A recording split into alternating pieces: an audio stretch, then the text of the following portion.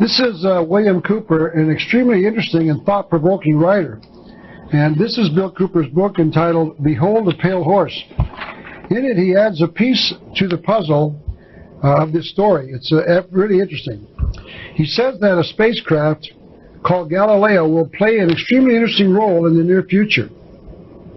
This spacecraft was launched in 1985 by the National Aeronautics and Space Administration and will reach the planet Jupiter by the year 1995. It is supposed to orbit the planet and then take measurements for some 3 or 4 years.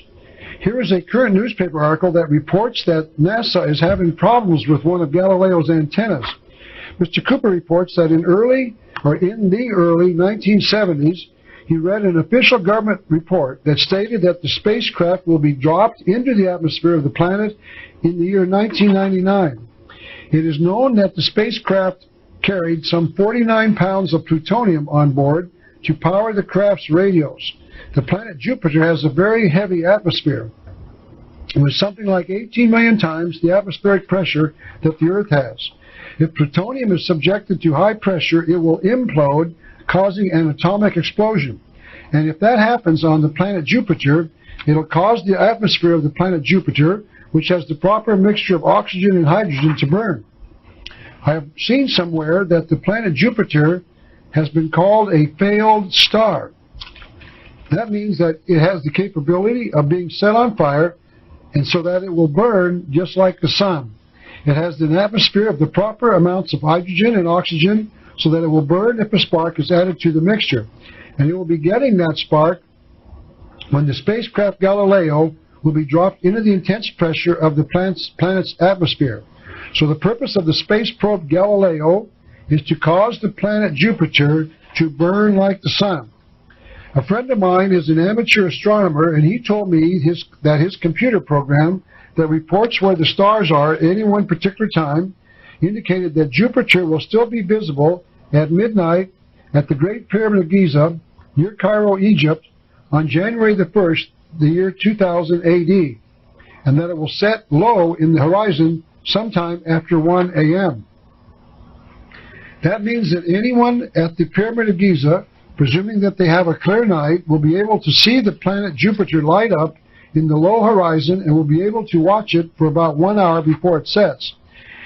If you think that this is impossible, may I bring your attention to a book written by Arthur C. Clarke, perhaps this nation's best science fiction writer, entitled 2010. This is the opening scene of the movie, the title of the movie, showing the title. At the end of the movie, the planet Jupiter lights up. This is nearly the final scene of the movie when the planet lights up and the spacecraft shown off to the right of the picture, or in this case at the bottom of the picture, rushes to get away from the explosion. Mr. Clarke has written 3 books on the subject, 2001, 2010, and the final book in the trilogy, 2061. And here is that 3rd book, 2061, Odyssey 3. On page 13, notice he uses the page 13. Mr. Clarke renames Jupiter the burning planet. He now calls that planet Lucifer. There's page 13. Jupiter, the fiery birth of Lucifer, the brilliant new star. My guess is that the archaeologists will claim that after Jupiter lights up, this is the star that was to show itself again after 6,000 years. They do not want us to know that it was caused by the spacecraft Galileo so that they can claim that it was predicted nearly 6,000 years ago. But those hearing my lecture will know that the planet was set ablaze by the American government's own space agency. At the end of Mr. Clarke's movie entitled 2010, he shows still pictures of the 2 suns, one being the actual sun and the other the burning planet Jupiter in the sky. This picture shows the 2 suns burning in what appears to be Moscow. And here they are shown again near the Great Pyramid of Giza near Cairo, the 2 suns in the sky. So the burning of the planet Jupiter will act as a symbolic sign in the heavens to the world that there are now 2 gods in the universe, the Creator God and Lucifer, because Lucifer is coming to the universe in the year 2000. And to show you that this is so, we must return once again to the writings of Albert Pike in his book entitled Morals and Dogma. This is what he wrote on page 844. Ye shall be like the Elohim, meaning the God of the Bible, knowing good and evil. Had the serpent of Genesis said, and the tree of knowledge became the tree of death. For 6,000 years the martyrs of knowledge toil and die at the foot of this tree, that it may again become the tree of life. It might be remembered that the Bible said that the devil tempted Eve with this lie in the Garden of Eden, and ye shall be as gods. Satan offered man a lie, and the Masons are saying that through their initiation, they too can become gods. So the Masons believe that they too can become gods, knowing good and evil. He said this on page 567 of the same book. To prevent the light from escaping at once, the demons forbade Adam to eat the fruit of the knowledge of good and evil, by which he would have known the empires of light and that of darkness. He obeyed, and the angel of light induced him to transgress. So Mr. Pike is saying that the triune God of the Bible are demon gods, and that Lucifer is the God of light. He has it just backwards from the teaching in the Bible. Now going back to Arthur C. Clarke, it has been reported that he has the ear of NASA, so the lighting up of the planet Jupiter is probably not their idea but his. It is quite likely that Mr. Clarke is the one who suggested that NASA send the probe to Jupiter. Now let me tie this all together with the 6,000-year pyramid inches in the Great Pyramid. This is another version of the cutaway drawing of the pyramid again. Let me point out the large room in the center of the pyramid is called the Grand Gallery. Notice that it is pointed up towards the sky. It's that large box there, a rectangular shape, just before you get to the King's Chamber in the center of the picture. And that someone should see, or could see rather, a particular section of the sky before the top layers of the pyramid were placed on top of it. Mr. Noon, the author of the book about the Great Pyramid, continued. The Grand Gallery points to the supernova, or giant stellar explosion, nearest to our solar system. The Great Pyramid's Grand Gallery is focused at this particular spot in the Earth's southern sky. So it appears that the pyramid conceals two important and concealed messages. Number one, that a great star will reappear somehow in a particular spot in the sky. And two, that occurrence will happen 6,000 years after a star exploded the first time. Let me show you the importance of the 6,000 pyramid inches in the Great Pyramid. When we write the date of February 28, 1994, for instance, we should write the letters AD after the year. The two letters AD stand for the abbreviation of Anno Domini, meaning the year of our Lord, or the number of years since the birth of Jesus in the year 0. It is an interesting fact that Jesus was not born in the year 0, or the year 1 even, and the Bible student can find out exactly when he was born. So the person who determined that the year 0 separated the birth of Jesus from the ancient calendar called BC, or before Christ, was dramatically wrong. That person put us onto another calendar, and certain people on this earth know that. The Masons do not reckon time by the AD calendar. The Masons start their calendar at the year 4000 BC. Albert Mackey, the 33rd degree Mason and author of the greatest of all of the Masonic encyclopedias, told us about the Masonic calendar in his Encyclopedia of Freemasonry. Here's what he wrote. A period L period, the year of light. The date found by adding 4000 to the vulgar. I look up the word vulgar, it means the common or modern era. Thus, he wrote in his example cited in the encyclopedia, 1911, the year 1911 AD plus 4,000 years equals 5911. Therefore, the year 1994 AD is the year 5994 in the year AL. The A of AL stands for Anno, the L stands for Lucis. Anno Lucis. This means that the Masonic calendar ends in just about 5.5 years, 6 years. In other words, the Masonic calendar ends in the year 6000 AL.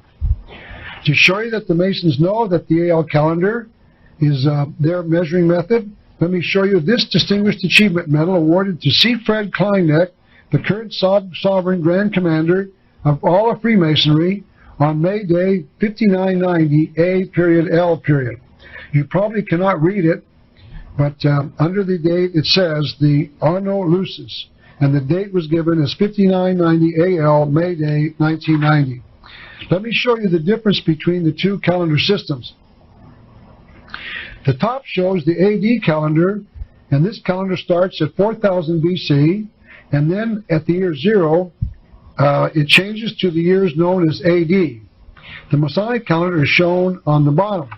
Their calendar starts at the year 0 and then goes to the year 6000 AL, or the year 2000 AD. The year 1993 AD supposedly means 1993 years since the birth of Jesus. The year 5993 AL means 5,993 years since the arrival of Lucifer on the earth after being expelled from heaven. That's what the Masons mean by the term AL, Anno Lucis. So the Masons think this is the year 5993, or now 5994 AL, and they are looking for the year 6000. Something is going to happen on that year, and then there will be a coming 1,000-year period. Nowhere in any Masonic writing can I find any date past the year 7000 AL, so that means that they anticipate the world coming to an end at that time. So if you want to talk about the end of the world, the Masons claim it is going to end in the year 7000 AL, or 1,000 years after the year 6000 AL. The Masons do not tell us what happens after the year 7000 AL because it appears as if they do not know. But they know what will happen after the year 6000 AL. One of the writers of the Theosophist magazine in 1881 summed it up this way: the history of creation and of this world from its beginning up to the present time is composed of 7 chapters. The 7th chapter is not yet written. That means to me that the writer knew that the 7,000-year calendar of the Masonic Lodge was the real one. She was saying that the first 6,000 years, the first 6 chapters, have been written by the Luciferians, but the last chapter, starting on the 1st of January, 6000 AL, will be written by Lucifer himself and has not as yet been written. Perhaps the New Agers have said it the best. This is a book entitled The Aquarian Conspiracy, written by Marilyn Ferguson. Marilyn is one of the major New Age writers, and this is an important book on the subject. In it, she claims we are entering a millennium of love and light. A millennium is, of course, 1,000 years long, so I believe she is talking about what will happen at the end of the 6,000 years.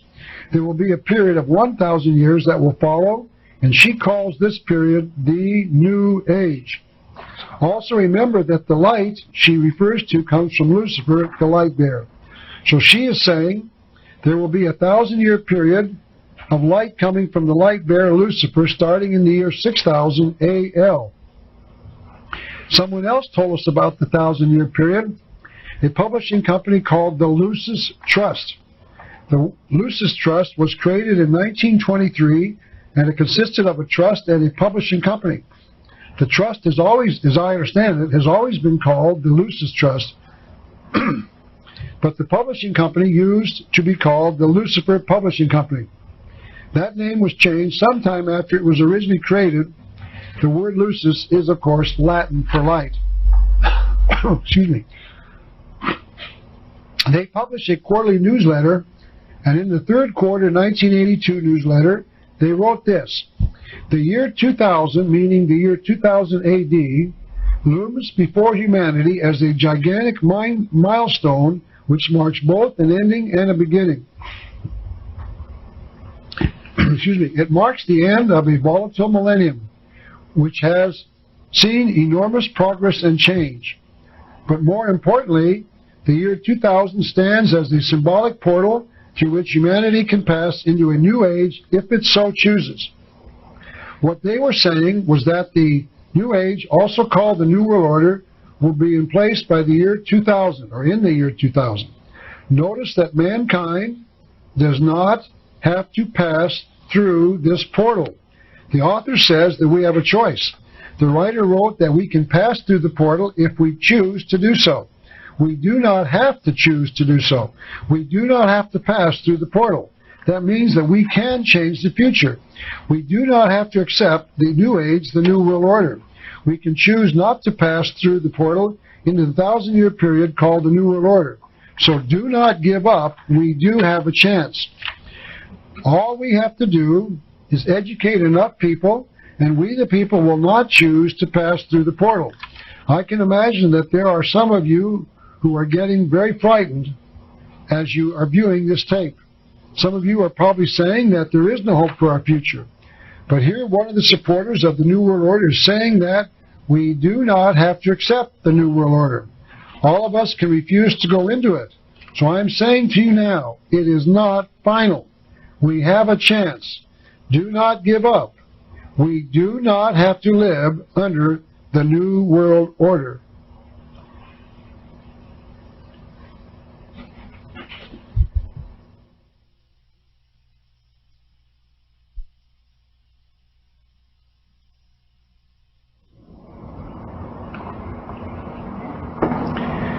Now let me return to our study of the pyramid as a symbol of a worship of the sun god.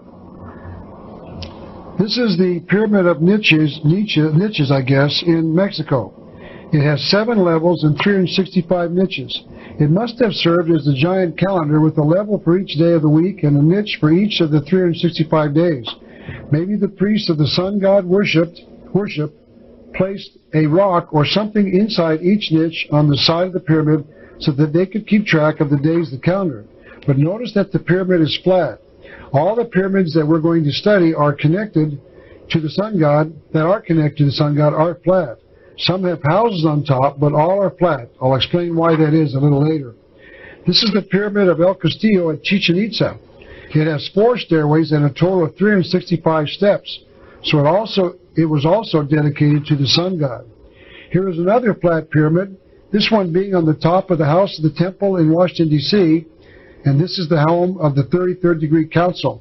Notice that they call their building a temple, and a temple is where one can reasonably expect to worship a god. The Masons call their headquarters a temple because they worship the god Lucifer inside of it. This is the reverse side of the Great Seal of the United States once again. I'd like to define the 2 Latin phrases around the top and the bottom of the seal and show you how they are related to the pyramid in the middle. The phrase annuit septis on the top means annuit, the announcement of, or the announcing of, and septis, conception, meaning the birth of. So annuit septis means that those who designed the Great Seal were announcing the birth of something, and they told us what that something was in the bottom part of the seal. They wrote the phrase Novus Ordo Seclorum on the seal, and the first 2 words mean Novus, new, and Ordo, order. I've been told that the Catholic Church is now calling their Mass the Novus Ordo, meaning the new order, for some time now. They are translating the 2 Latin words to mean the new order. And the word seclorum means of the world or world. So we use the English word secular in our language, and this is the dictionary definition of that word. The word comes from the Latin word secularis and means of or pertaining to the worldly, as distinguished from the spiritual, specifically not under church control. So the American government was committed to bringing in the New World Order of Lucifer by those who designed the seal in 1782. Our founding fathers dedicated this nation to that task in 1776. The proof of that statement is in the Great Seal of the United States. A book entitled Magic Symbols adds another piece to the puzzle. It says the designer of the seal has permitted a slight error in the Latin, for in reality the last word of the Latin word should read seclorum or saculorum. But if this correct spelling had even been used, then the reverse side of the seal would not have contained 2 times 13 letters. The author is referring here to the 17 letters in the words Novus Ordo Seclorum and the 9 Roman numerals in the numbers at the base of the pyramid.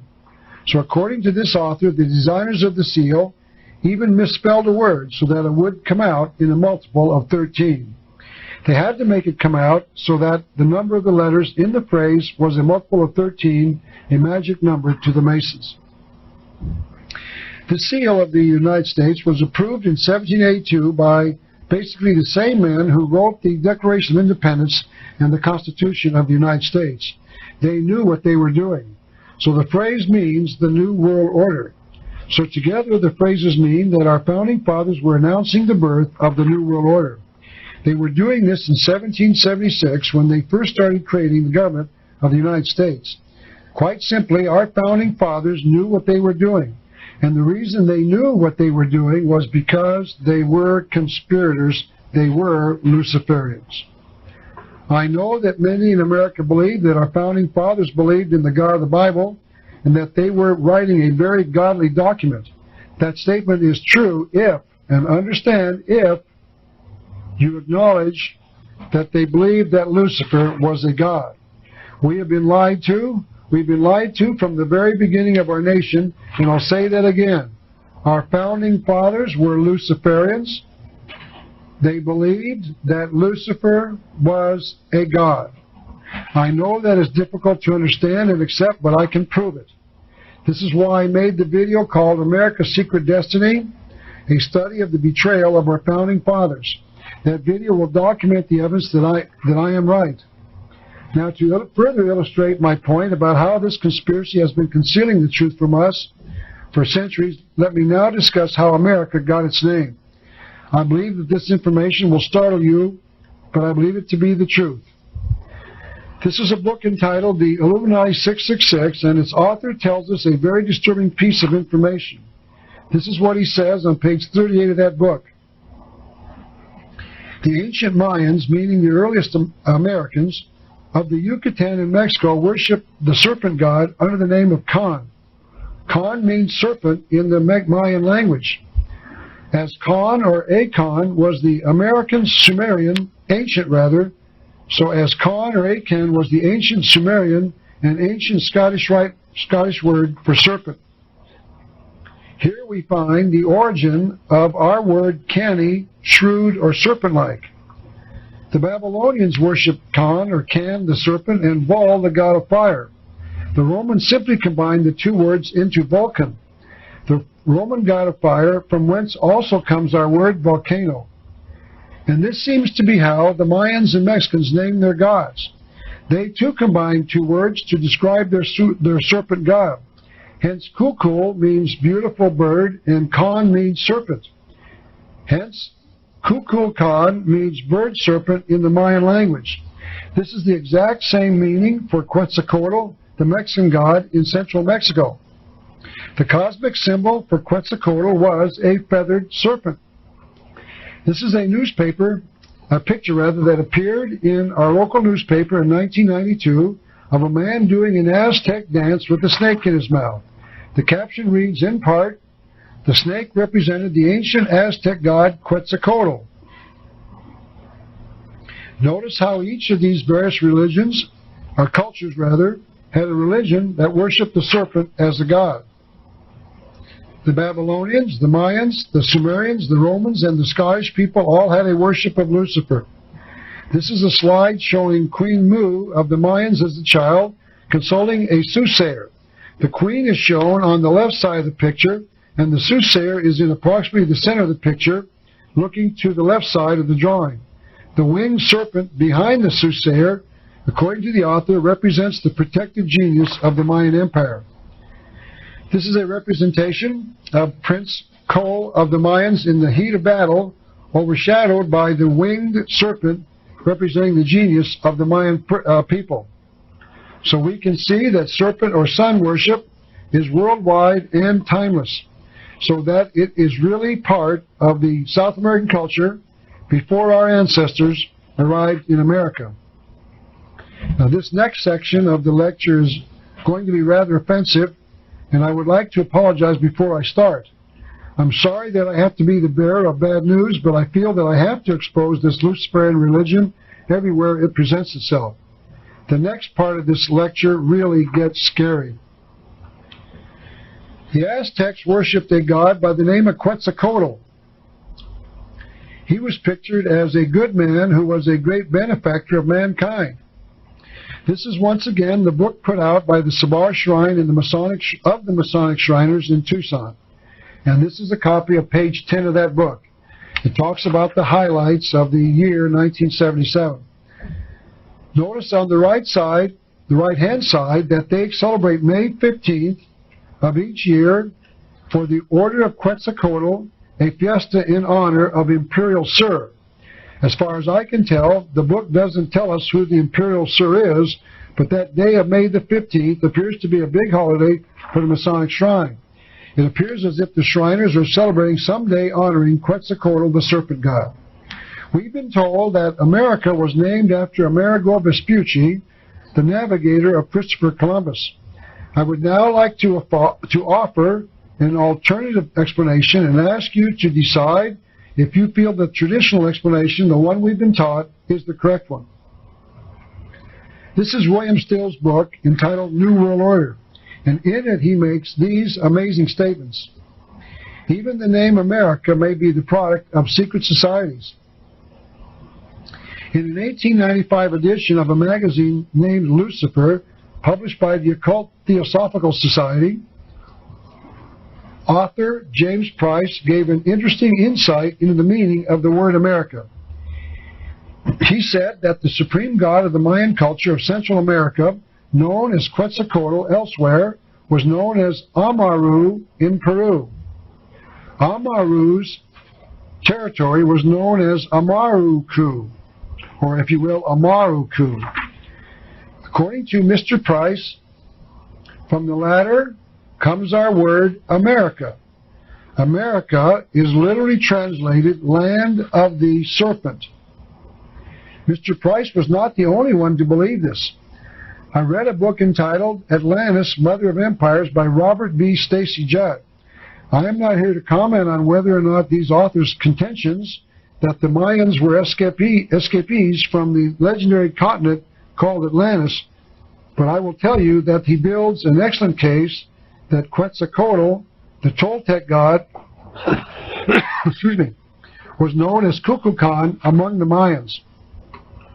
He wrote, in Peru he was known as Amaru, but both of these names have an identical meaning, in other words, the feathered or plumed serpent. Incidentally, from the Peruvian word, the Peruvian name, comes Amaruku, or Amaruka, out of which many students believe the name America resulted. And one of the key Masons agrees. Manly P. Hall, in his book entitled America's Assignment, wrote that since the serpent is frequently a symbol of Lucifer, it is no exaggeration to extrapolate from this that America may well mean land of Lucifer. That completely fits our story so far, doesn't it? Completely.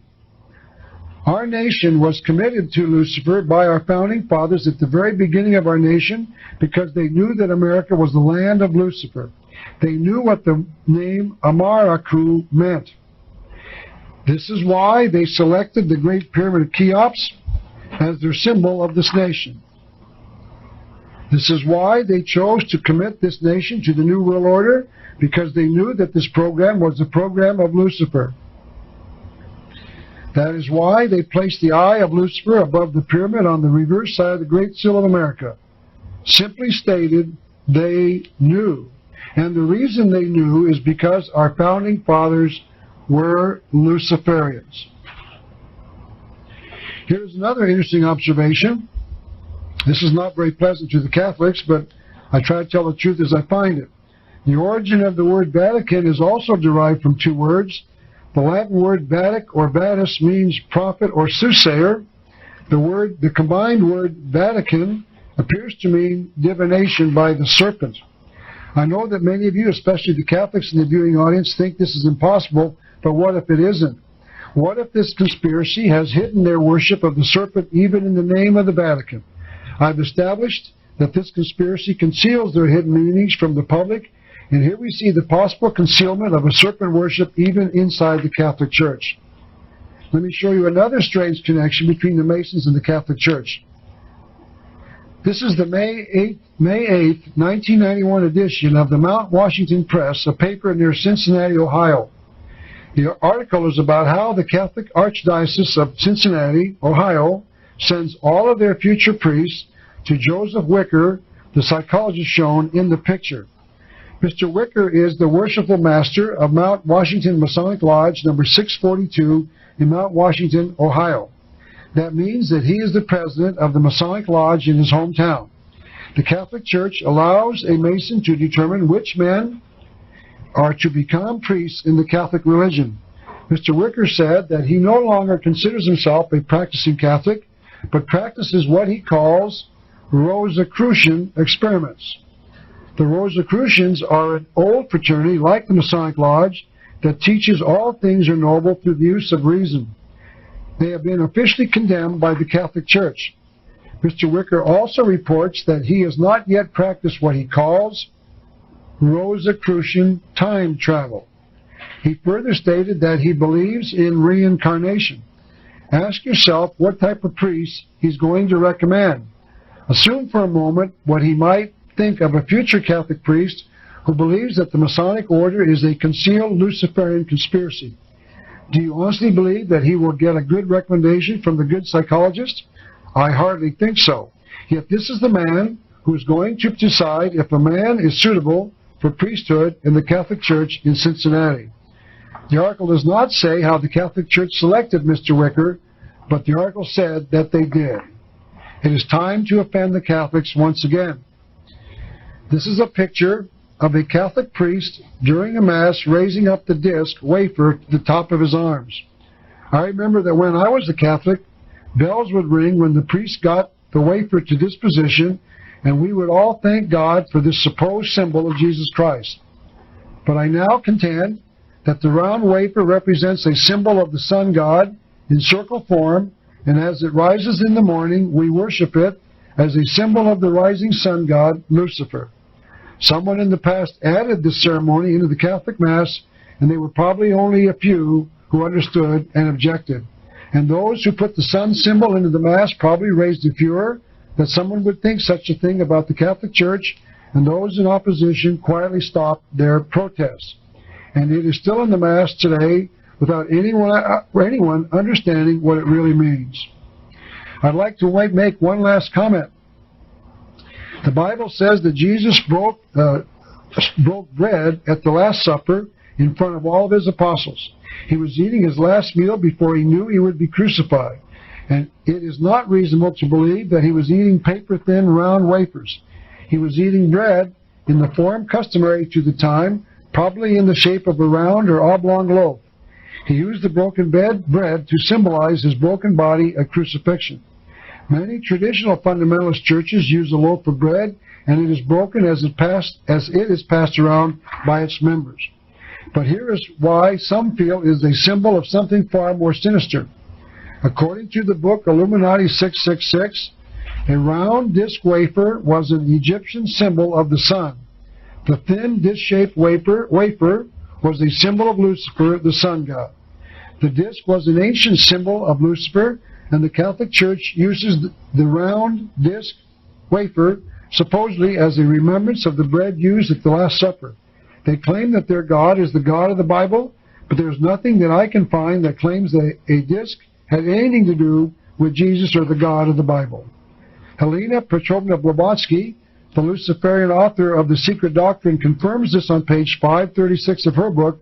She writes, quote, "The idea of representing the hidden deity by the circumference of a circle is one of the oldest symbols. So it appears that only the loyal members of the Catholic Church do not know what it means. So the question remains, why has the Catholic Church adopted the use of pagan or Luciferic symbols in their worship? We have been told that the Church compromised their position centuries ago to get pagans into the Catholic Church. They were saying that their symbols led them to the same God that the pagans were worshiping, and therefore they were encouraging the pagans to join their church. But that is no longer the case. The Catholic Church today is not appealing to pagans to join it because they are pagans.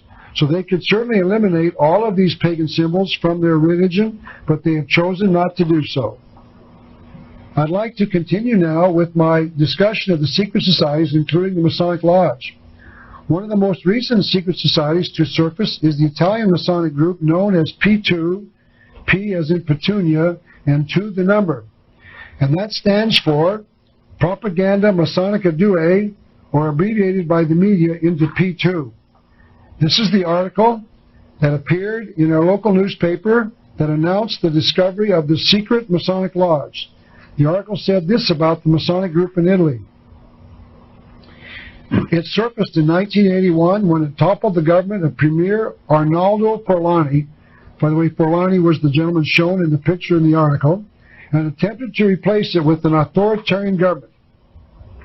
This article appeared 4 days later after the first and showed that captured membership lists showed 953 names, including over 100 Catholics assigned to the Vatican in Vatican City in service to the Pope. If you are a Catholic, you know that you cannot be both a Mason and a Catholic unless you are a member of the Masonic group known as P2, and then your membership is permissible. P2 is the successor to P1, created by Giuseppe Mazzini, the head of the Illuminati and a Mason. So this is a picture of Giuseppe Mazzini, an Italian revolutionary and member of the Masons. Mr. Mazzini has an interesting past. We in America know very little about him, but he is an extremely important individual in the history of the world, because Mazzini also created the Mafia. The word Mafia is taken from the first initials of the Italian slogan, and I'll pronounce it as well as I can. Mazzini, meaning Giuseppe Mazzini, the founder of the Mafia, autorici forte inserde avolamente, and those Italian words translate into Mazzini authorizes theft, arson, and poisoning. In other words, Mafia members have the permission of its founder to engage in any activity that will enable them to further the work of their organization. Remember specifically that poisoning was authorized by Mazzini. What Mr. Mazzini was teaching his subordinates was that the ends justify the means. The classic morality without any morality of the Masons, the Illuminati, the Communists, and the New Age. What he was saying was that its members could use whatever assisted them in furthering the goals of the conspiracy. Mr. Mazzini was also a member of the Carabinieri, founded in 1815 to, quote, completely annihilate Christianity, unquote. Mazzini was also a member of the Illuminati. In fact, he was the European head of that group. Therefore, Mazzini's resume, if he submitted one to an employer, would read, I am or was a member of the Illuminati, the creator of the Mafia, the founder of the P1 Masonic group, a member of the Carabinieri, and a personal friend of Albert Pike, the Sovereign Grand Commander of the Masonic Lodge throughout the world. And to show you that the P2 group believed in morality, in amorality, without morality inside the Illuminati, they poisoned John Paul I, as shown here. John Paul I was the Pope just before the current Pope John Paul II. This is a book entitled In God's Name, written by David Yallop. In this book, the author builds a case that the P2 group of Masons was involved in the murder by poisoning of Pope John Paul I, who served only, notice this, only 33 days. Notice once again, as I said, the Pope was murdered while in office only a symbolic number of 33 days. Yallop details the evidence that any or all of 6 key suspects, 2 cardinals, 1 bishop, 2 bankers, and the head of the P2 itself had motives to kill the Pope. Yallop states that the P2 has interlocks with the Mafia.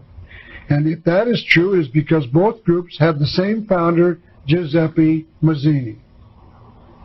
The Pope had discovered a fraudulent deal wherein the Church had bought $1 billion worth of, notice by the way, billion with the B, $billion worth of phony bonds from the bankers in the P2.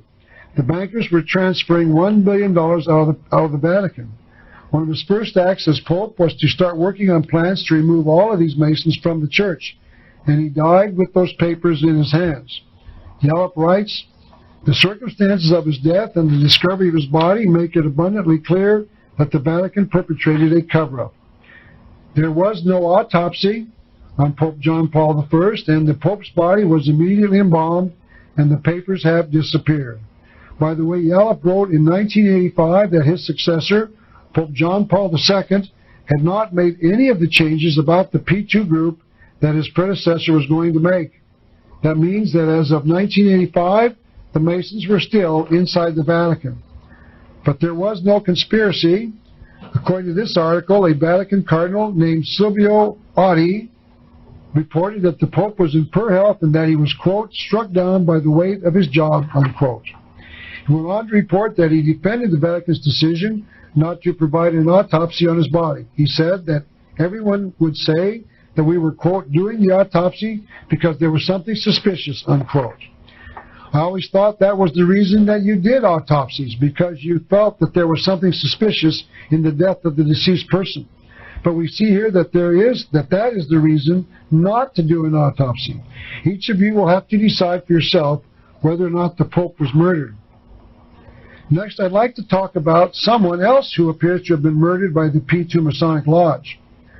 Perhaps as you remember, Grace Kelly died on September the 14th, 1982, when her car went out of control and plunged off a cliff. As you remember, Grace Kelly married Prince Rainier of Monaco, a nearby neighbor of Italy, and the place where the P2 frequently met. There are charges being made in Europe today that Princess Grace, a Roman Catholic, was murdered by the P2 Masonic group because she had discovered the fraudulent $1 billion deal in the secret P2 organization. The theory is that as a woman known worldwide as a Catholic, Grace could have blown the story wide open if she had gone public with it. They must have really feared Grace Kelly because she could have exposed the P2 group inside the Catholic Church. The theory holds that the brakes on her car had been tampered with, and that is why her car went off the road over the cliff. It is known that immediately after the crash that killed her, her car, shown here, was covered with a tarp by the police from Monaco, removed, and then immediately crushed into a block of scrap metal. The evidence has disappeared, so no one knows for sure. Her car crashed in France and was removed by the police from Monaco without France's permission and before it could be examined by the French police. It sounds to me like someone knew she was going to drive the car without brakes and that the evidence was destroyed quickly before someone found out that the car had been tampered with. One of the indications that she might have been murdered is the fact that Grace's brother, Jack, shown on the left, and her brother-in-law died on Philadelphia streets within blocks of each other, within hours of each other, on the same day, March the 2nd, 1985, of so-called heart attacks. Both were carrying on their own investigation into Grace's strange death. It sounds like murder to me. There's also some evidence that the P2 might have been busy in America also murdering people who might have been in a position to break the story of the $1 billion scandal. This is a transcript of a TV program called Close-Up that aired on February the 14th, 1983 on the public broadcasting system. This program was hosted by Jessica Savage, the author of the TV program. About 8 months later, Ms. Savage and Martin Fishbein, her boyfriend, died in a rather mysterious car accident. This article said that the boyfriend drove his station wagon north in the parking lot of the restaurant they were leaving, past two signs which said no cars were allowed, and continued for about 40 or 50 feet where it fell into a ditch filled with water. The article did not say whether police investigated whether or not the gas pedal had been jammed so that Mr. Fishbein could not control the car. But sounds like that was what happened, and the reason it might have happened is because Jessica Savage had not finished her investigation into the P2 scandal. But we'll never know. Those who are critical of those of us trying to expose the P2 scandal often claim that the P2 Lodge is not a Masonic Lodge. But the truth of the matter is that they were a recognized part of the regular Grand Orient Lodge of Italy, itself recognized by the Grand Lodge of England in 1972. It has been a Masonic Lodge for nearly a century. It is my contention, after nearly 30 years of research into this Luciferian conspiracy, that it has infiltrated into every fabric of our society, including our religions. Now, please notice that I am not saying that the Catholics are conspirators. I am saying that this conspiracy has infiltrated the Catholic religion and has placed its symbols all around us. And we simply do not understand that they are symbols of something far more sinister. And even if we did, we probably wouldn't believe that they were connected to a 6,000-year-old worldwide worship of Lucifer. Mr. Price, the author we quoted a few minutes ago, was not the only one to believe that America has a hidden secret in its founding. So it all seems to fit. America was named after Lucifer. America has a secret destiny. America's secret destiny is the New World Order. America's role in the future is to bring the New World Order to the world. The New World Order is coming very soon. On January the 1st, the New World Order will begin the year 2000 AD, and it will last for 1,000 years.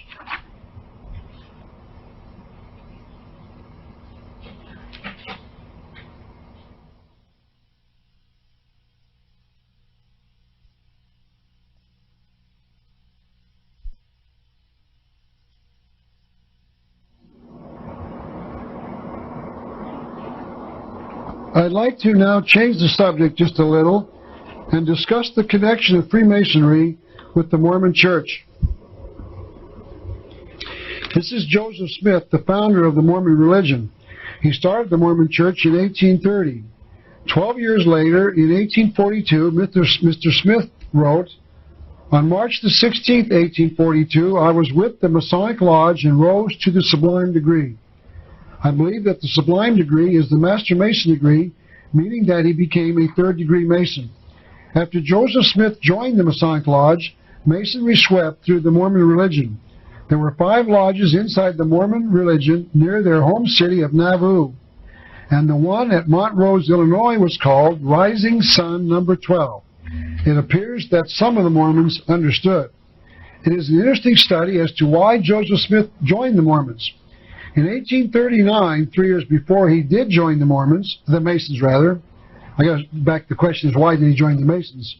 So 3 years before he joined the Masons, he wrote a letter to his believers in which he said, "We further caution our brethren against the organization of bands of companies by oaths, penalties, or secrecies." So it sounds like he was speaking out against the Masons before he joined them. That is very strange, but any researcher knows that before he joined them, he spoke out against secret organizations. It is claimed by the Mormons that Joseph Smith wrote the Book of Mormon in 1830, 12 years before he joined the Masons. There are at least 3 warnings in the Book of Mormon, the basic Bible of the Mormon Church, against secret combinations. The first is in 3 Nephi 9:9. The great city of, and I'll pronounce this the best I can, Jacobugath, have I caused to be burned with fire because of their secret murders and combinations. As I've shown you repeatedly, the Masons are a secret combination, and on occasion they have murdered people. Here Joseph Smith's Book of Mormon warns the Mormons against the Masons, but he still joined them. The second warning is in Ether 8:18. Forgive me, Mormons, I don't know how to pronounce that. "And it came to pass that they formed a secret combination, which combination is most abominable and wicked above all in the sight of God. Yet Joseph Smith joined the Masons." And the third warning is in Ether 9:6. "For so great had been the spreading of this wicked and secret society that it had corrupted the hearts of all the people." It sounds as if the Book of Mormon is specifically warning the Mormons about the Masonic Lodge. Yet 3 years later, Mr. Smith joined the Masons with their oaths, penalties, and secrecies. And then, less than 2 months after he joined the Masons, on May the 8th, 1842, Joseph Smith introduced the Mormon Temple Endowment Ceremony. Let me explain a little about this endowment ceremony. There are 2 classes of Mormons in their church, the regular Mormon and the endowed Mormon. I have read where only about 20% of the Mormons are endowed Mormons. This means, of course, that 80% of the Mormons have never been through their so-called sacred ceremony. There are 2 classes of Masons in the Lodge, the regular Mason and the 33rd degree illuminated Mason. Endowed Mormons do not ask to go through the endowment ceremony. They must be recommended for the secret ceremony, so he or she cannot ask to be an endowed Mormon. The 32nd degree Mason is recommended for the 33rd degree initiation ceremony. He cannot go through the 33rd without being asked. So only certain Mormons can become endowed, and only certain Masons can become illuminated 33rd degree Masons. let me put these events in their proper sequence so that the viewer can understand which came first. The Mormon story really starts in 1826. This is a map of the area around Palmyra, Batavia, and Manchester, the location where all of these events unfolded. They're all, of course, near the city of Rochester, within 25 miles, and Rochester is in the eastern part of New York State. In 1825, there seems to be some difference as to when Hiram Smith, Joseph Smith's brother, joined the Masons in Palmyra, New York. But the consensus is that he joined in 1825. In 1826, Captain William Morgan published the entire Masonic ritual for at least the first 8 degrees. Joseph Smith, the founder of the Mormon Church, lived about 50 miles from the place where this activity took place in New York City. In 1830, Joseph Smith founds the Mormon religion. In 1842, Joseph Smith joined the Masonic Lodge, as we've already seen. Later, in 1842, Joseph Smith released the Temple Endowment Ceremony. It is important at this point to make certain that you understand that the Mormons claim that Joseph Smith received the endowment ceremony as a revelation from God. Joseph Smith claimed that the ceremony was given to him by the God of the Bible. You might wish to buy this book entitled Mormonism's Temple of Doom, written by Bill Schneblin, a writer I've discussed before. You might recall that Mr. Schneblin happens to be an ex-Mormon, an ex-Mason, and an ex-male witch. He shows the 3 ceremonies of these 3 organizations side by side, and you will see the similarities. All 3 use the same signs, symbols, and ceremonies. And in a chapter entitled The Temple and Ceremony and Masonry, inside this book entitled Mormonism, Shadow or Reality, written by 2 ex-Mormons, Gerald and Sandra Tanner, you can see the Mormon and Masonic ceremonies side by side. They list at least 27 specific similarities between the 2. In other words, all of the evidence is that Joseph Smith wrote the endowment ceremony from the Masonic ritual. There were at least 2 ways he could have found the Masonic ritual. Number 1, he could have read Captain Morgan's book entitled Freemasonry Exposed, because it was published 18 years before he wrote the endowment ceremony. He was at least 21 when the Morgan affair hit the newspapers of the area. The Morgan book was a word-for-word compilation of the rituals for the first 3 Masonic degrees. So Mr. Smith could have learned about the rituals from this book. It is important to remind you that his brother had already joined the Masons prior to the release of Captain Morgan's books, so his own brother was involved in the knowledge of the Morgan murder. Or secondly, he could have taken the endowment ceremony from his own exposure to the Masonic ritual as a 3rd-degree Mason only 2 months before he wrote the endowment ceremony. As I said, you can know that the 2 ceremonies are amazingly similar. So it is possible that Joseph Smith could have obtained the endowment ceremony from the Masons as early as 1826, some 18 years before he released it as a Mormon. In any event, on June the 27th, 1844, Joseph Smith was murdered by the Masons. By the way, notice that Joseph Smith was murdered on the 27th day of June, the 6th month of the year. By coincidence, if you add the 27 and the 6 together, you get another concealed Masonic 33.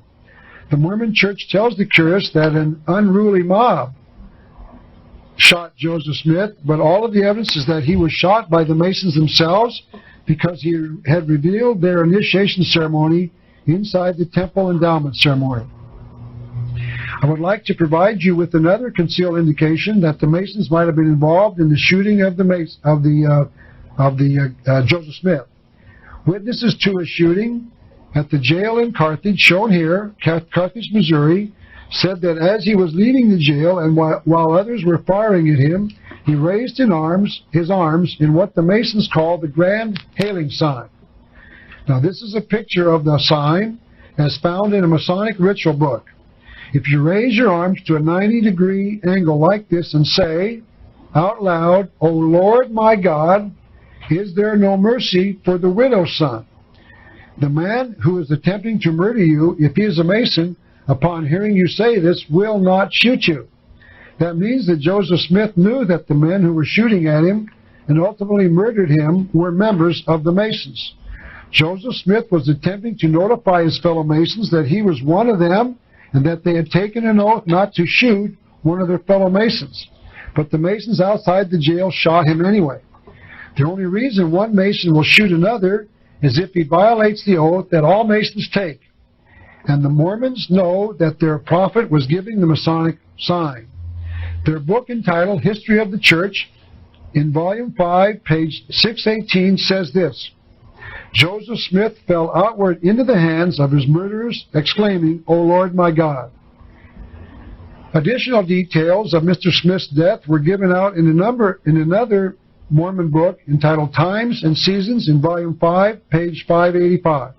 That book says, "With uplifted hands," I want to go back, I pushed the button a little bit prematurely. "And with uplifted hands, they," apparently both Joseph Smith and his brother Hiram Smith, who was also murdered, gave the same sign. "With uplifted hands, they gave such signs of distress as would have commanded the interposition and benevolence of savages or pagans." He went on to say they were both Masons in good standing. And Cecil McGavin, the Mormon author of a book entitled Mormonism and Masonry, wrote this on page 17. Joseph Smith, who knew that death was near, started to repeat the distress signal of the Masons, expecting thereby to gain the protection its members are pledged to give a brother in distress.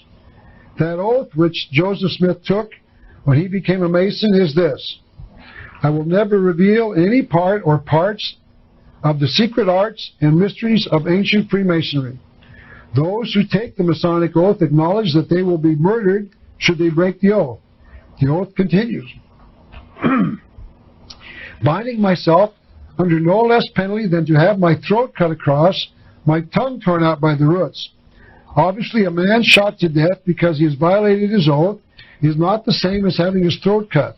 But it is known that the Masons chose to kill Joseph Smith by shooting him because he had released their secrets. The Mormon takes a similar oath during the endowment ceremony. The Mormon takes this oath: "I will never reveal the secrets of the endowment ceremony. Rather than do so, I would suffer my life to be taken." So the Mormon takes an oath, just like the Mason, that his life will be taken if he reveals the secrets of their rituals. Now this is a picture of the sign being given by a Mormon dressed for his role in the Mormon endowment ceremony. Notice the Masonic-like apron worn by the Mormon. At least one Mason provided a clue that Joseph Smith had broken his oath. A man named J.M. Orr of Utah, a Masonic Grand Master, meaning that he was the president of a lodge in Utah, made this statement in 1878. "We say to the priests of the Latter-day Saints," and the Latter-day Saints, of course, are the Mormons, "you cannot enter our lodge rooms. You have heretofore sacrificed the sacred obligations of our beloved order. Stand aside, we want none of you. Such a wound as you gave Masonry is not easily healed, and no Latter-day Saint is or can become a member of our order in this jurisdiction." I'm sorry, I didn't get that slide to come up. Let's read it again. "Such a wound as you gave Masonry is not easily healed, and no Latter-day Saint is or can become a member of our order in this jurisdiction." And certain early Mormons knew that Joseph Smith was killed by the Masons. Mormon elder Heber C. Kimball, a close personal friend of Joseph Smith's, was also a Mason. He wrote this: "Joseph and Hiram Smith were master Masons, yet they were massacred through the instrumentality of that fraternity." And at least one current Mormon agrees that there is a connection between the Mormons and the Masons. Dr. Reed Durham, director of the Mormon Institute of Religion at the University of Utah and president of the Mormon History Association, wrote this: "The many parallels found between early Mormonism and the Masonry of that day are substantial. There is absolutely no question in my mind that the Mormon ceremony, which came to be known as the endowment, had an immediate inspiration from Masonry." Don't forget that Joseph Smith himself said that the Mormon endowment ceremony was given to him by the God of the Bible. But Dr. Durham admits that the Masonic initiation ceremony was the immediate inspiration of the Mormon endowment ceremony. But the official position of the Mormons was stated by Elder Heber C. Kimball, who had been a Mason since 1823, 7 years prior to the founding of the Mormon religion. He wrote, Masonry had been taken from the priesthood. If Elder Kimball meant that the Masonic ritual had been taken from the Mormon endowment ceremony, he is dramatically wrong. Excuse me.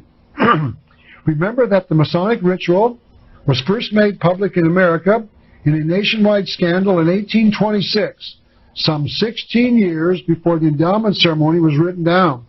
So it is very clear that Mormonism took the endowment ceremony from the Masonic Lodge. But the Mormons claim that Joseph Smith received the ceremony from a direct revelation of God. Bruce R. McConkie, one of the first council of the 70, says the ordinances performed in the temple were given in modern times to prophet Joseph Smith by revelation.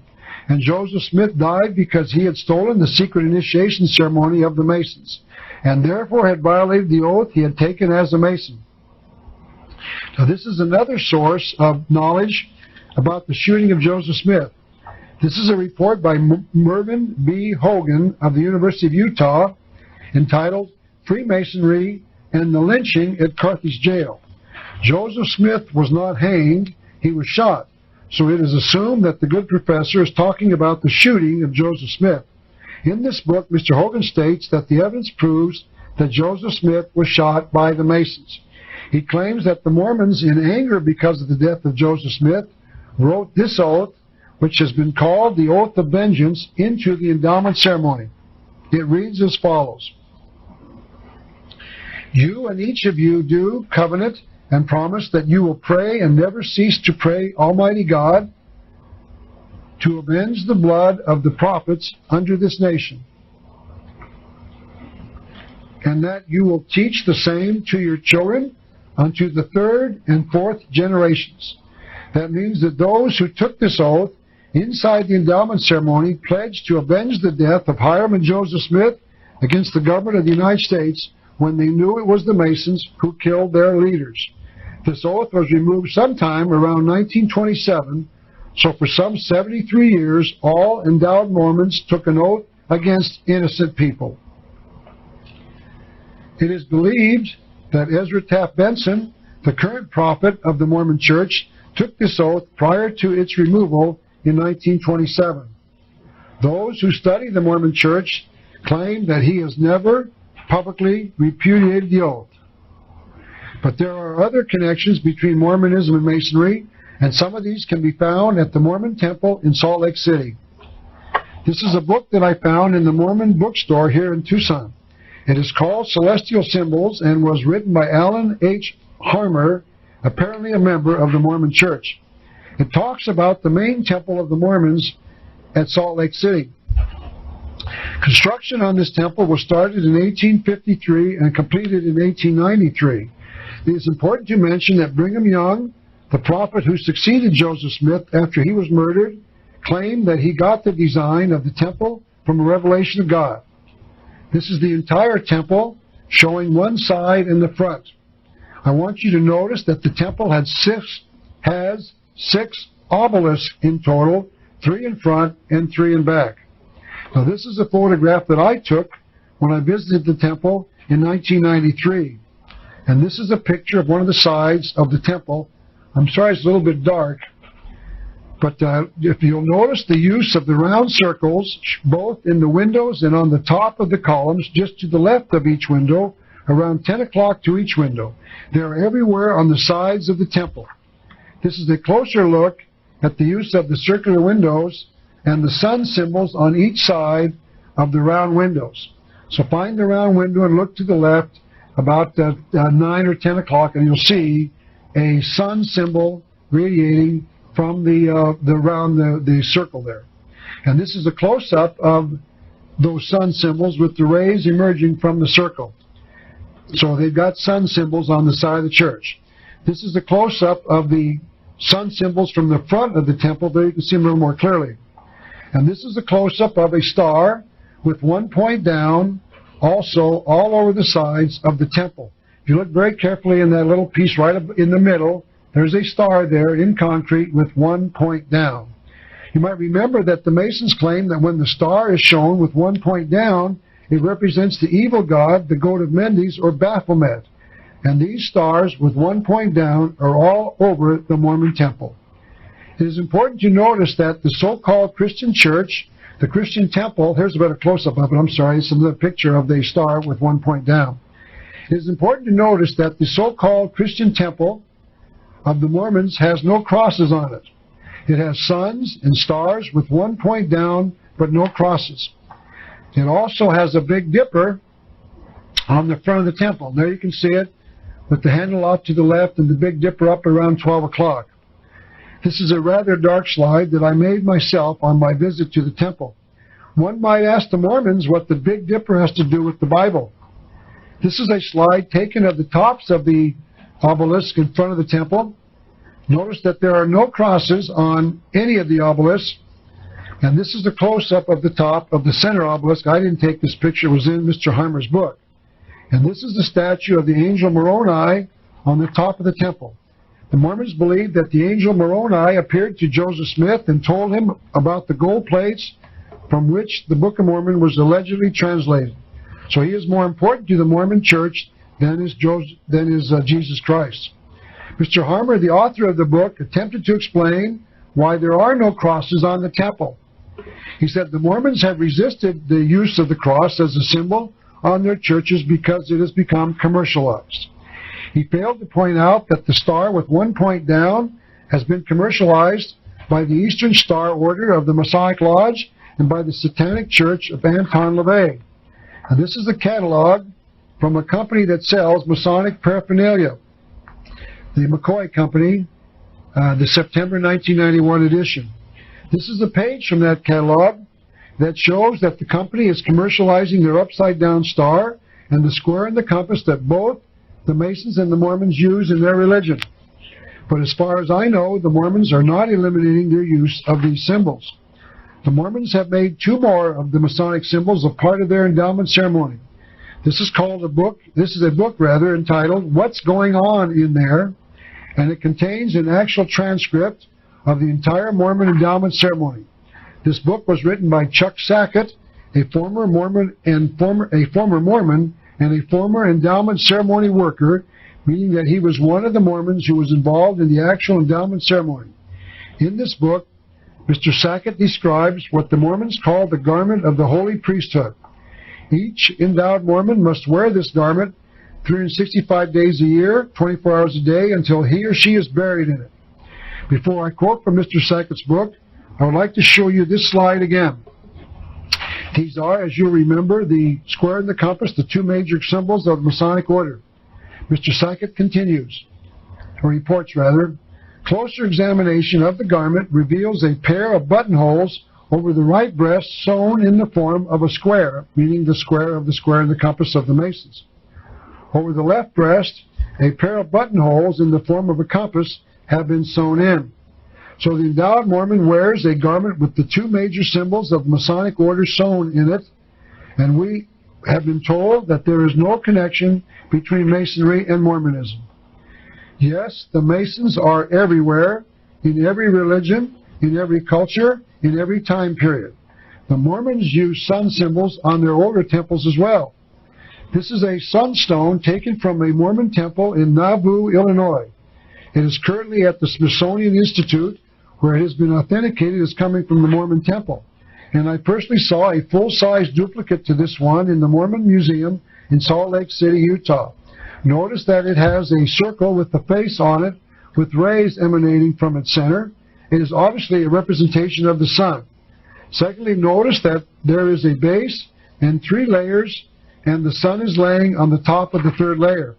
It could be interpreted as meaning that one gets to the sun god through 3 degrees or 3 layers of the Masonic order. But that is speculation, and no one that I know has said that.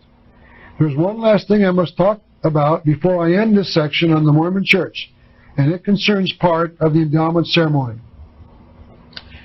Once again, as I said, this scene I'm about to discuss is recorded from the exact words as recorded in Chuck Sackett's book, taken from a movie that all of the Mormons about to be endowed are viewing. Adam, the first man in the Bible, in the Garden of Eden, prays to the God of the Bible. He says, or he prays actually, "O God, hear the words of my mouth." He's praying to the God of the Bible. And Lucifer, portrayed by an actor, responds, "I hear you." Adam responds, "Who are you?" And Lucifer says, "I am the God of this world." And then asks Adam, "What do you want?" And Adam responds, "I am looking for messengers." Lucifer says messengers, meaning someone to witness to him, to tell him the truth about Christianity. And Lucifer says, "Oh, you want someone to preach to you. You want religion, do you? I will have preachers here presently." And then Lucifer provides Adam with a preacher. That means that Lucifer answers the prayer of Adam. Adam's prayer is to God, but Lucifer answers it. And this is in the endowment ceremony of the Mormon Church. And there is one more thing that is extremely disturbing in the endowment ceremony relating to Lucifer. One of the scenes in the endowment ceremony is a scene with Lucifer, Adam and Eve in the Garden of Eden. A man portraying Lucifer shows up wearing an apron around his middle. And Adam asked the devil, "What is that apron you have on?" And Lucifer answers, "It is an emblem of my power and priesthoods, plural." It is to be remembered that the Mormon going through the endowment ceremony is in the temple to become a priest in the order of Melchizedek. And Lucifer says that the apron is a symbol of his priesthoods. And then Lucifer says to the character portraying Adam and Eve, the characters portraying Adam and Eve, who have just heard the God of the Bible come to the scene, Lucifer says, "See, you are naked. Take some fig leaves and make you aprons. Quick, hide." And then the narrator in the play says to all the Mormons assembled in the room who are going through the endowment ceremony, "Brethren and sisters, put on your aprons." And the movie stops while all the Mormons remove a bright green satin fig leaf embroidered apron from their packages of temple clothing given to them at the beginning of the endowment ceremony. And each of these endowed ceremony Mormons ties the apron around their waist. Notice how strange it is that the Mormons put on their aprons right after Lucifer asked them to hide, and right after the narrator stops the program and asks all of them to do so. Notice that Lucifer has just identified the apron as a symbol of his priesthoods, and yet the Mormons put on an apron as a symbol of their acceptance of a priesthood. And I am certain that the Mormons would certify that their apron is not Luciferian. But notice that it is Lucifer that orders them to put it on. Notice that it is both the Masons and the Mormons who wear aprons in their religious ceremonies. This is a picture of some Mormons wearing their aprons in their endowment ceremony. You'll see them on the three of the members and the people in front of you. I believe the man with the glasses is Chuck Sackett, the man who wrote the endowment ceremony for this book. So I think it is fair to conclude that the Mormons and the Masons are connected.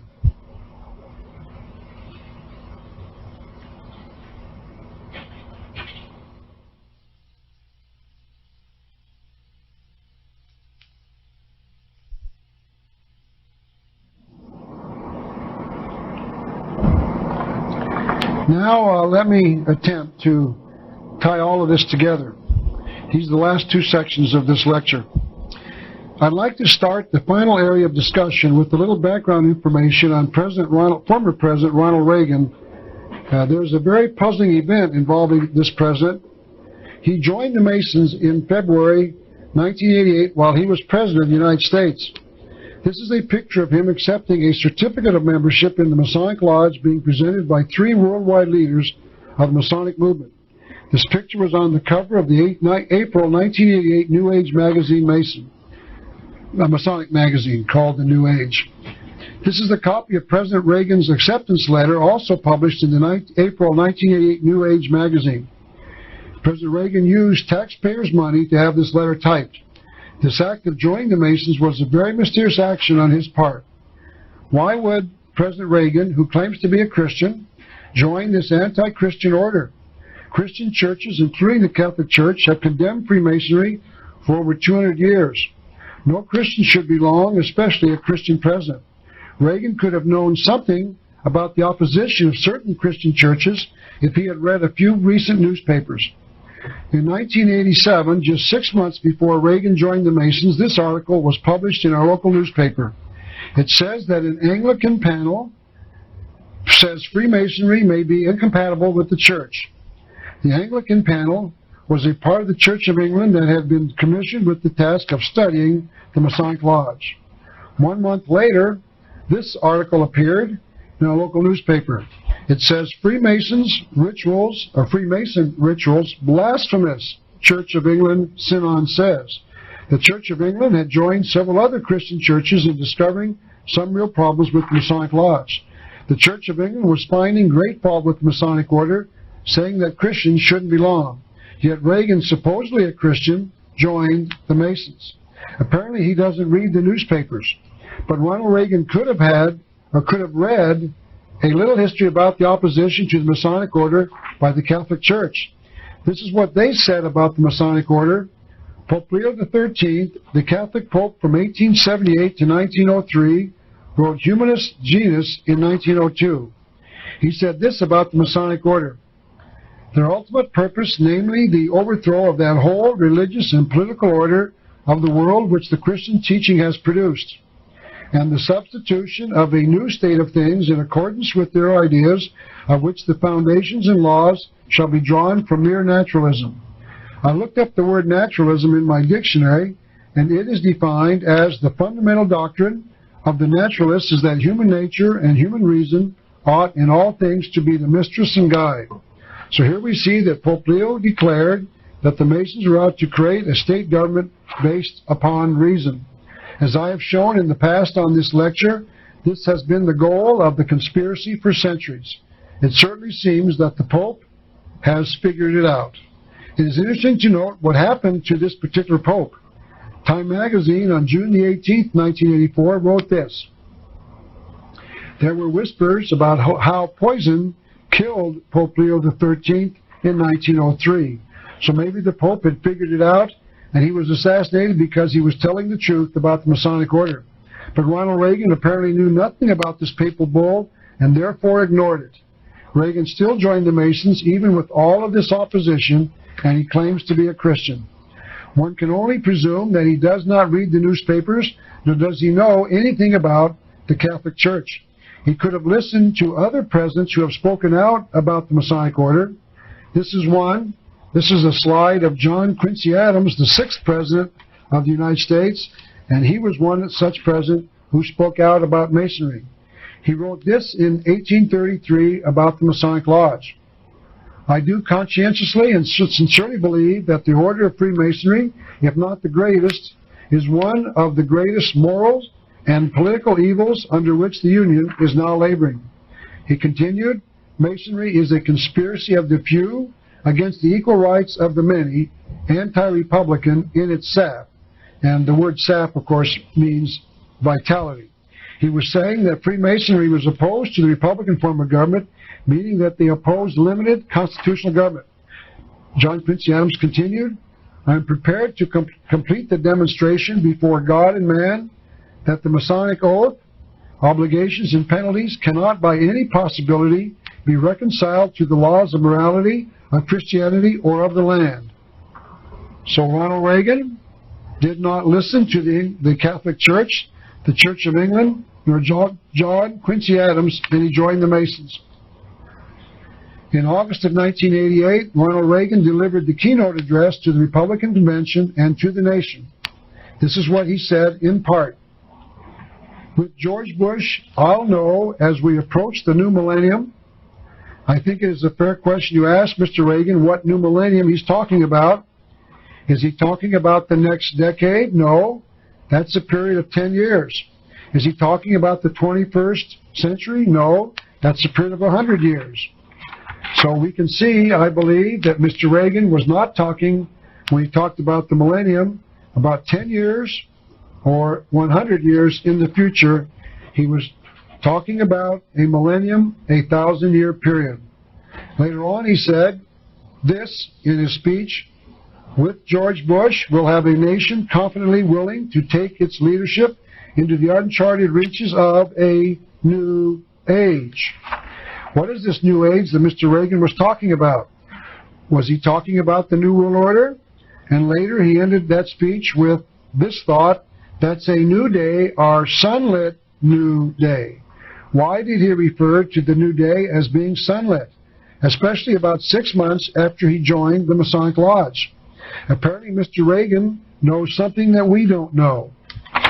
There was one other puzzling thing that occurred around Ronald Reagan.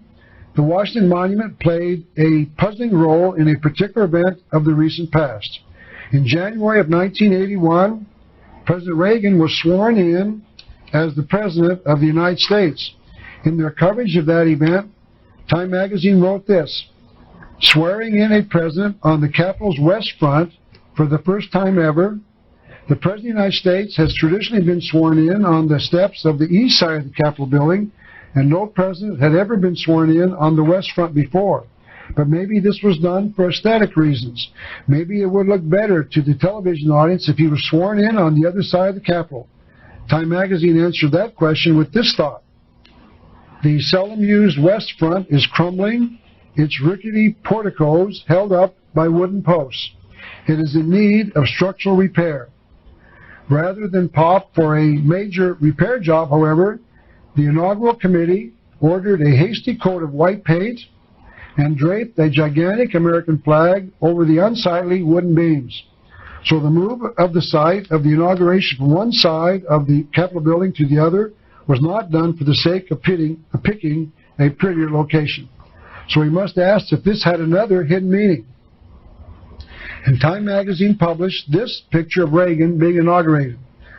You'll notice that the Washington Monument is at the top of the picture, and Ronald Reagan is at the bottom of the picture, shown by the green arrow.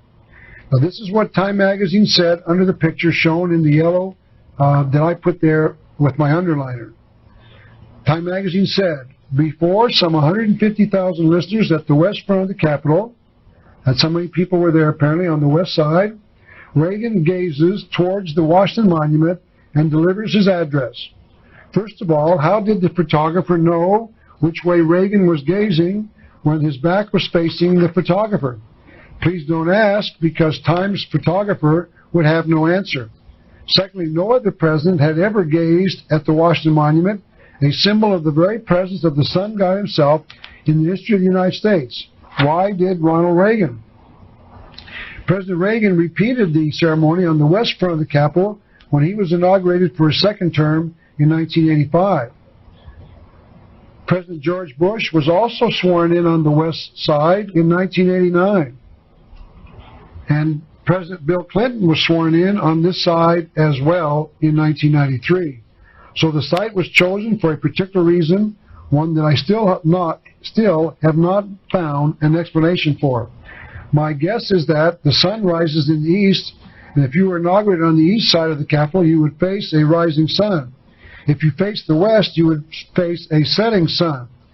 If the rising sun is a sign of a beginning, the setting sun is a sign of a completion. I think it has something to do with an acknowledgement that Presidents Reagan, Bush, and Clinton have acknowledged that the New World Order has been started and that it is no longer a wish.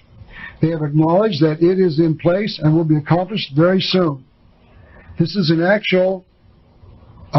almost identical photograph that appeared in the U.S. News and World Report coverage of the inauguration, showing Bill Clinton being inaugurated on the west front of the Capitol building and in front of the Washington Monument.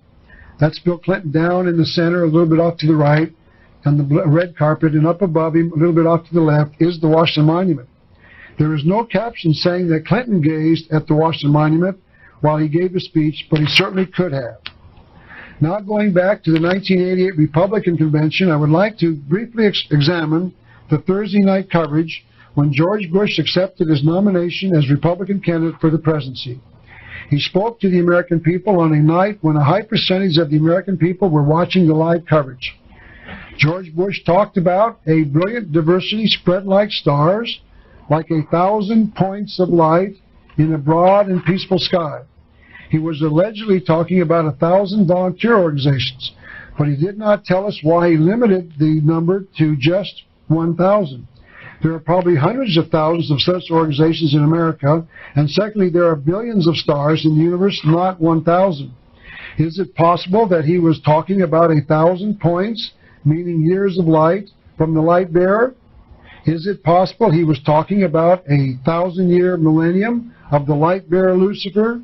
I believe he is, but you'll have to decide for yourself. Those who don't believe me tell me that George Bush created an organization called the 1,000 Points of Light Foundation, where he praised a different volunteer periodically during his presidency.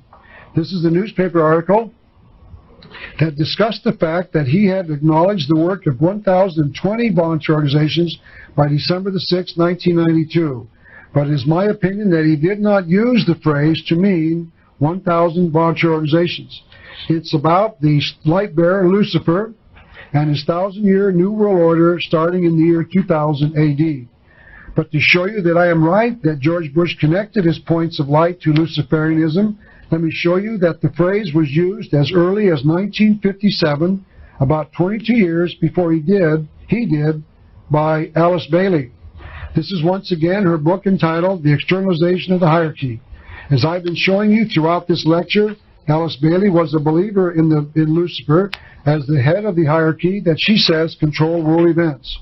On page 353 of her book, she tells her readers that you will be able to present a tiny focal point through which the spiritual forces can work.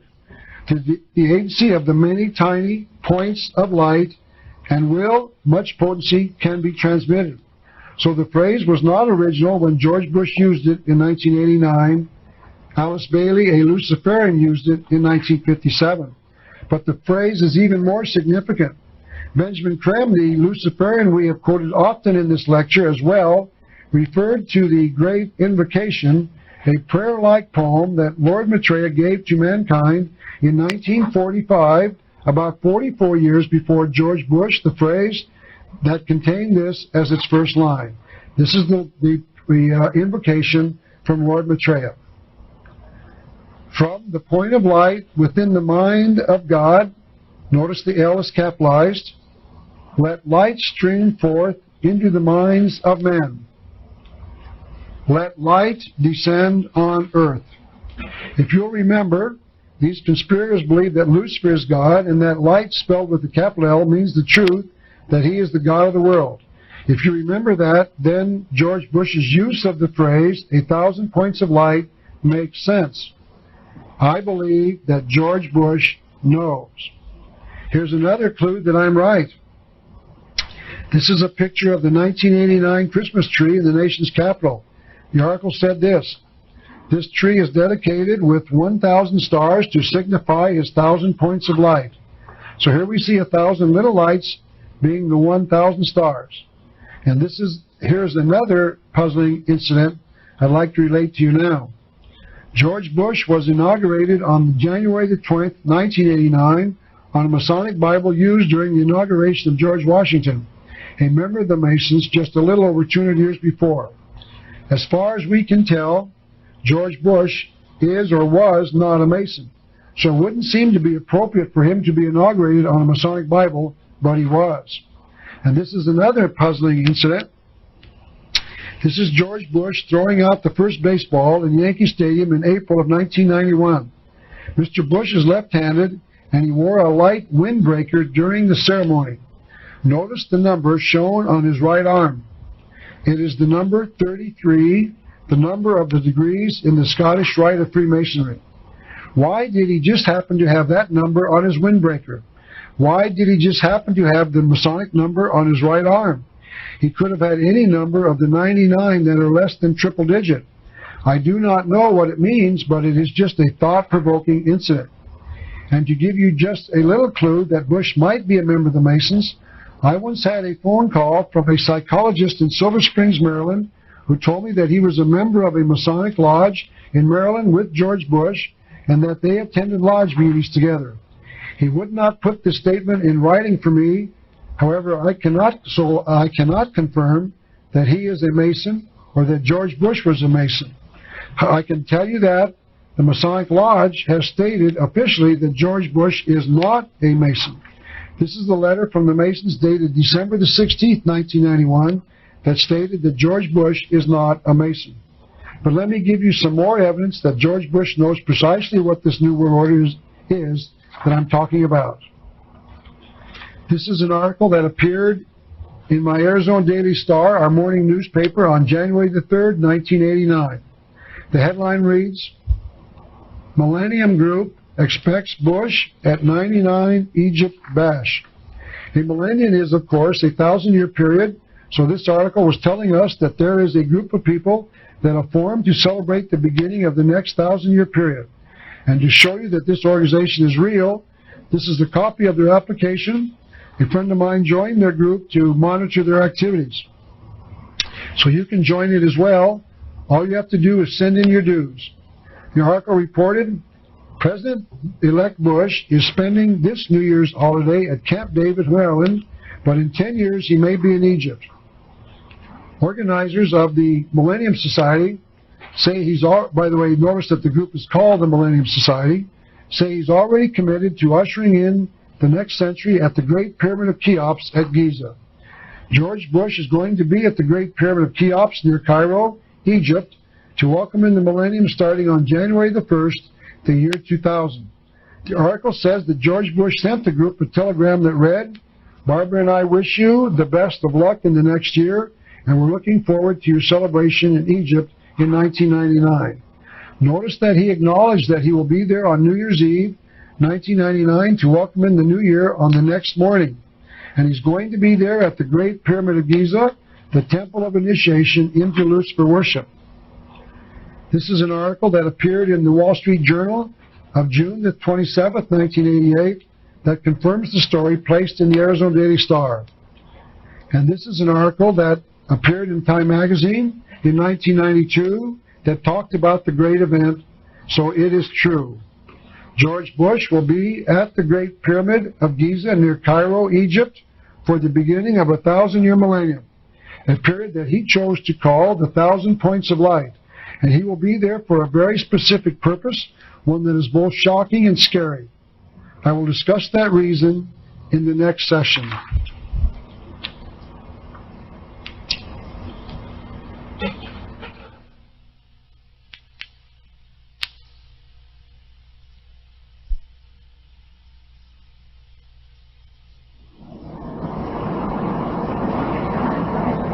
Let me summarize all that we've learned so far.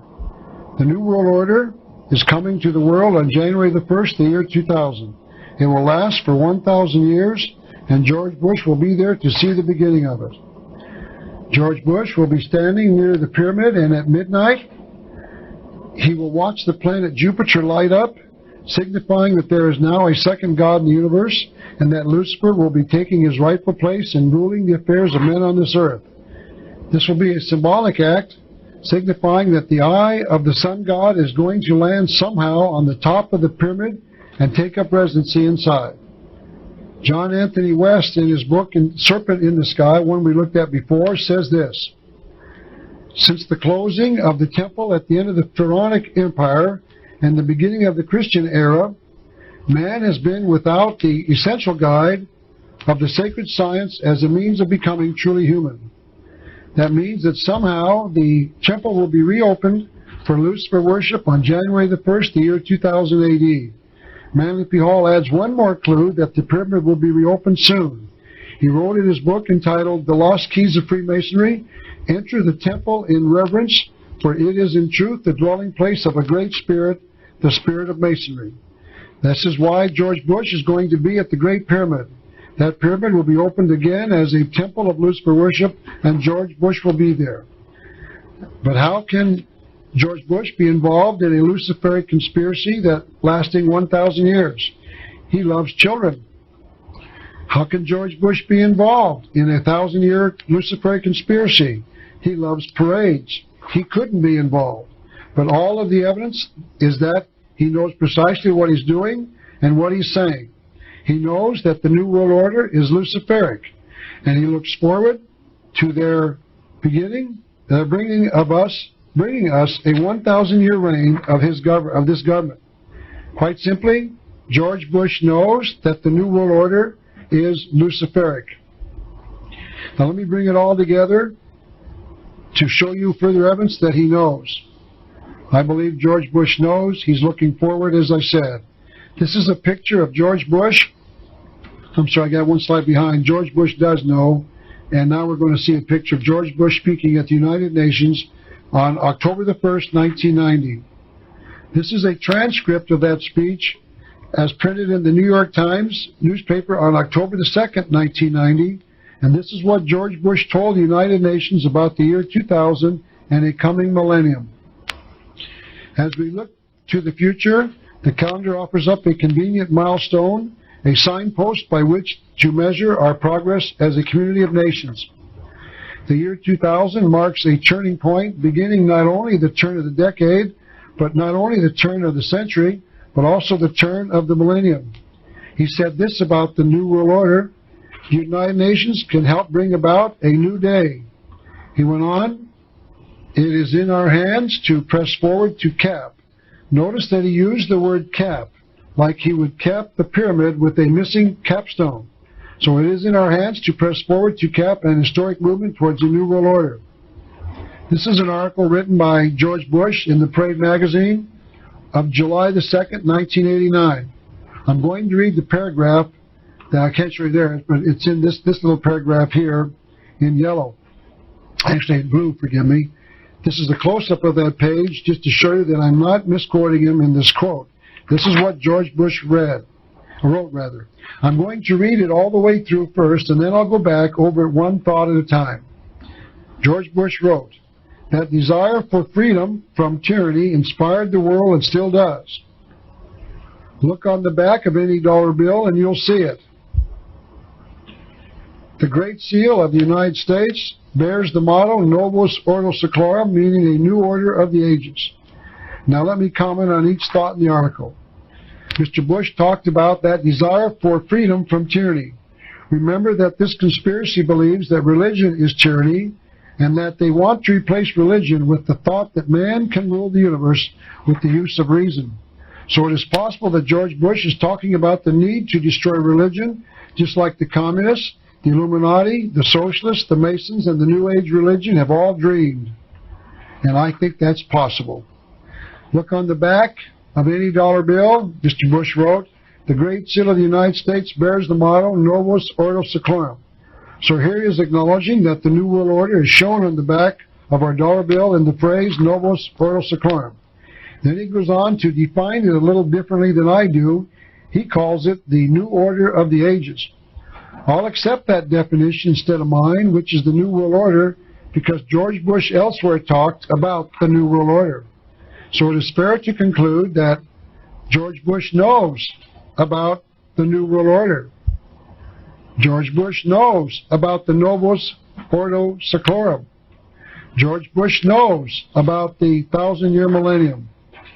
And he knows that it all starts on the morning of January the 1st, the year 2000. He has told us in his own words. Now, to end this lecture, let me ask the question that all of America should be asking: what is the solution? As I've said before, and as I have attempted to approve as an historian, this conspiracy is Luciferian. It is supported by a religious belief in Lucifer, also called Satan the Devil. This conspiracy has been causing the death of billions of people on this earth for nearly 6,000 years. This conspiracy is intrinsically evil. It does not have men's best interest at heart, and moral people must do all within their power to expose it and stop it. So here's the answer. I think it was someone like St. Thomas Aquinas who wrote, "We are to work as if it's all up to us and pray as if it was all up to God." So here are the two answers. We are to work to expose it, and we are to pray for God to end it. And the answer is in the Bible. The New Testament says this in Ephesians 5:11, "And have no fellowship with the unfruitful works of darkness, but rather reprove them." The word reprove also means expose. So we are not to cooperate with the works of this conspiracy, and we are to spend our lives in exposing their works. For about 13 hours, I have been trying to show you that I have uncovered a gigantic conspiracy in the world, and that this conspiracy is headed by a religion based on a belief in Lucifer the devil. I've tried to expose this conspiracy as an historian, but the answer is a religious one. This is a group of us at the 33rd Degree Masonic Temple in Washington, D.C. in September of 1990. Notice that we prayed by actually laying hands on the temple. We prayed that God would loose this nation from the bondage of Freemasonry, because if the bonds are not broken, we will get Lucifer's 1,000 points of light. So once again, very simply, the answer is work and prayer. Because the Creator God of the Bible has told us this in the Old Testament. 2 Chronicles chapter 7, verse 14. "If my people, which are called by my name, shall humble themselves and pray, and seek my face, and turn from their wicked ways, then will I hear from heaven and forgive their sin, and will heal their land." Notice that the Creator God has told us we have a 4-step program to save this country. We are to humble ourselves. This means that we must acknowledge that the Creator God exists in the universe, and acknowledge Him as the Lord of the universe, not us. We are to pray to that God. Number 3, we are to seek His face. And number 4, we are to turn from our wicked ways. If we do this, the Creator God promises to do 3 things in return. He promises that He will hear from heaven, that He will forgive our sins, and then number 3, He promises to heal our land. A good summary of this problem was offered by Alexander Solzhenitsyn, a Russian defector. He saw the very same New World Order while he lived in Russia. He lived in it for all of his life before he defected to this nation, and he warned us. Over a half-century ago, meaning about the time of 1917, the time of the Communist Revolution in his native Russia, while I was still a child, I recall hearing a number of old people offer the following explanation for the great disasters that have befallen Russia. He was referring to the great disasters of the Communist Revolution in Russia that killed as many as 42 million people. In other words, he was asking these people who lived through the Communist Revolution why it had happened. He explained that he received this answer from those he talked to. They told him that man has forgotten God.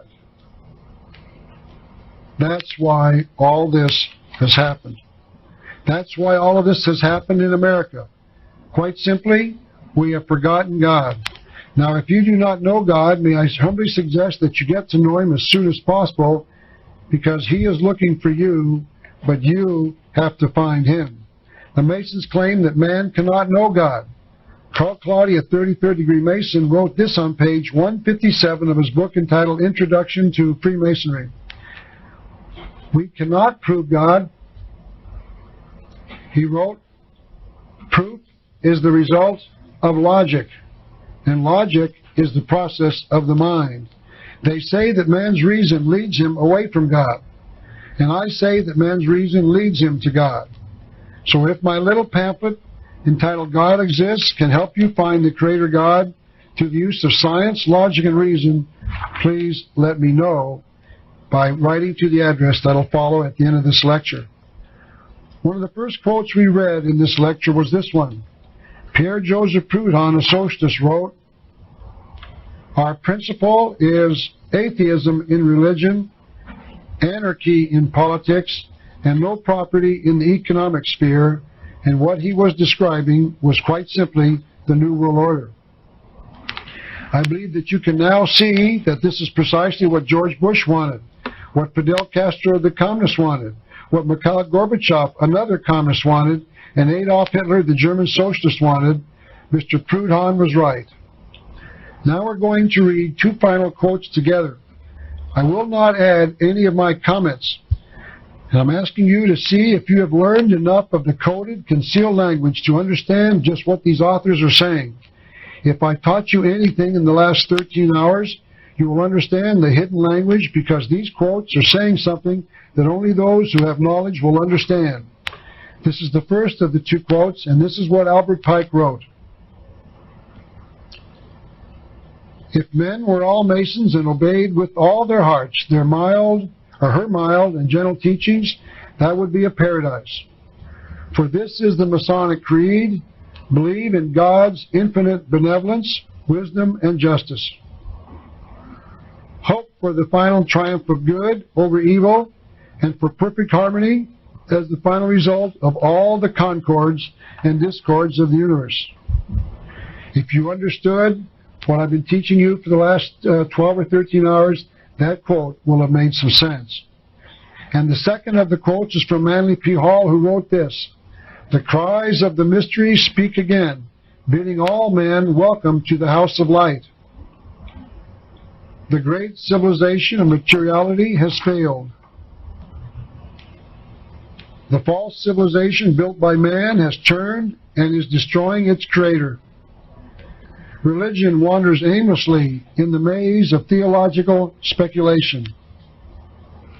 Only the illumined reason can carry the understanding part of man upward to the light. Into this band of the elect, those who have chosen the life of knowledge, of virtue, and of utility, the philosophers of the ages invite you. I'm hoping that you understood. This was coded language that I'm hopeful that you can now understand, because if you did, I did my job. I've taught you how to understand the future of the world.